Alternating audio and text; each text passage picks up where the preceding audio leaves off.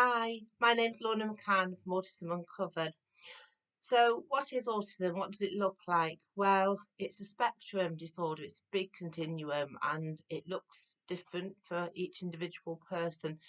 Just as we're all unique and individual, autistic people also have individual needs and differences in the way they communicate and interact. What we do know, though, is that autistic individuals will all have difficulties with communication and interaction, and the way they experience the world will feel different to non-autistic individuals, neurotypicals.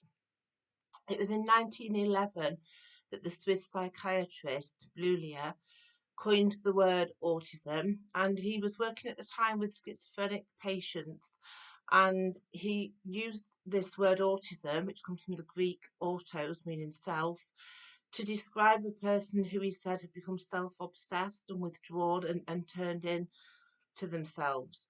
It was some years later, it was 1933, before the first person got a diagnosis of autism. And over the last 5 decades, the classification for autism has changed considerably. And of course, now is the DSM-5 fifth edition. We know that Asperger's is also included within that term autism. There are lots of commonalities with other disorders. In fact, people who have ADHD, we know that 80% of the criteria for ADHD also fits people with a diagnosis of autism.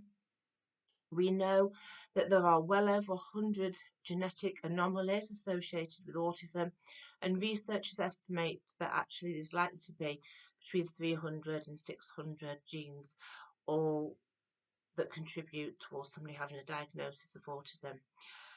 A person with autism will have different needs at different times of the day, depending on the environment and who they're interacting with, and so it will look different. And it's about celebrating our differences, whether you're on the spectrum or not. It's about enabling people to be their true, authentic self, and to celebrate all the wonderful opportunities that people have. There are some really talented people with autism who are absolutely brilliant musicians. They're in medicine, they're in science, in engineering, and of course there are other people who require a lot of support and round the clock care.